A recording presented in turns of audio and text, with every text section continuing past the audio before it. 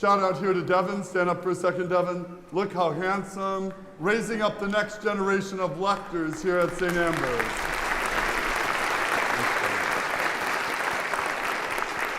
How many of you are soccer fans? Any soccer fans? Any World Cup fans? Anybody watching? We have 1, 2, right? And they're both under the age of 10, right?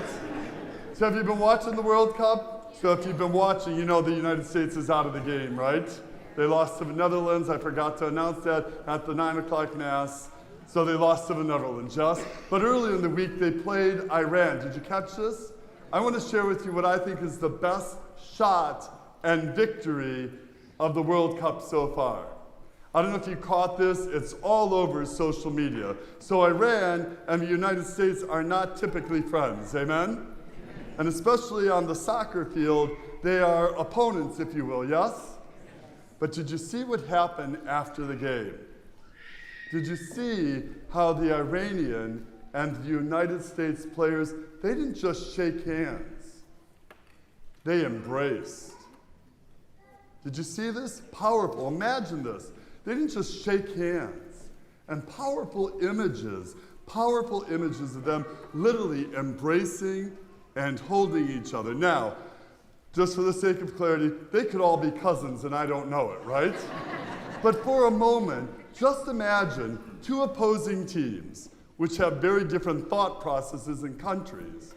But here they were, literally embracing and holding one another. Can you imagine this? Can you imagine this? You can't? How can I help you, Bob? Stand up a second. Okay, good for honesty, right? They didn't shake hands. What did they do? Embrace. And they held each other in the greatest of compassion, thoughtfulness, and care. Does that help? Why is that picture so important? Because that's the vision of God that Isaiah thousands of years ago tried to explain to us. We all get Christmas cards where you have the lion and the lamb lying down next to each other, right? What does that mean? Because we're not farmers, are we? But go to the first reading today. Isaiah lays out the vision, and this picture gives us a modern day interpretation where the lion and the lamb lie down, like the ox is eating hay with the chickens. You get the idea, right? And it's talking about and giving us a vision of God where there is a respect, a care, a mutuality, a compassion, where people can lovingly, not just survive, but they can lovingly embrace as the family of God. That is the vision of God. And that picture that I tried to demonstrate here, right, is the modern day interpretation of what Isaiah is laying out for us.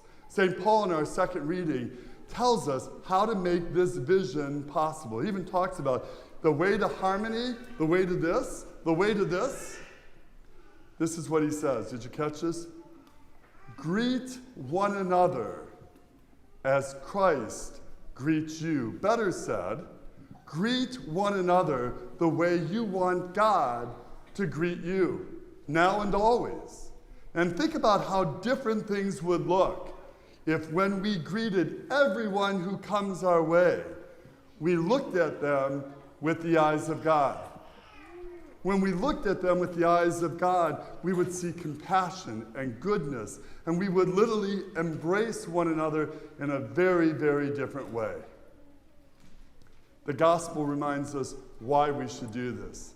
So there's positive motivation, and there's some consequences. The gospel this. Why should we do this? Because John the Baptist reminds us, how many people does it take to make everything look different? Okay? 1. The voice of 1 can change a relationship. The voice of 1 can change the family dynamics. The voice of 1 can change how we operate at school or in the office. The voice of 1 looking at people with the eyes of God can literally change everything. So go to the end of the gospel. If that's not the positive motivation for it, why else should we do it? Because it's what God expects of us. And every tree that does not bear good fruit, what will happen? But those who do produce good fruit, goodness, they will thrive, they will have life literally now and forever. Think about that image. So we might not be able to relate, so to speak, to the lion and the lamb lying down.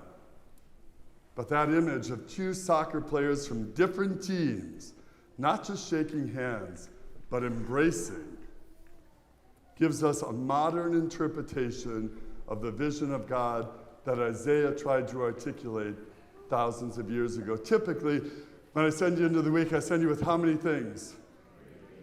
One this week.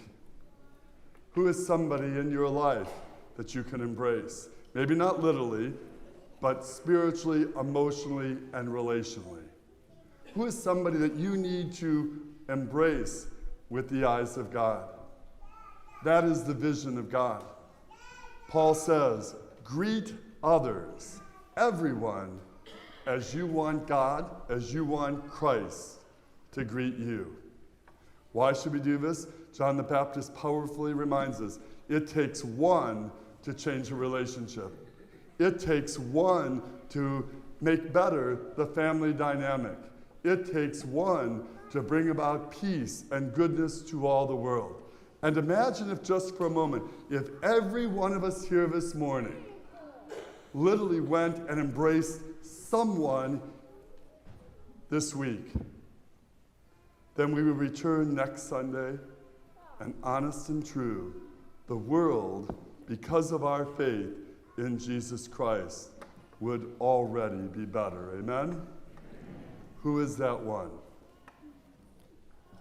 And if you need help imagining this, I posted the video on my Facebook site, so you can literally see the lion and the lamb lovingly existing together in the way of God.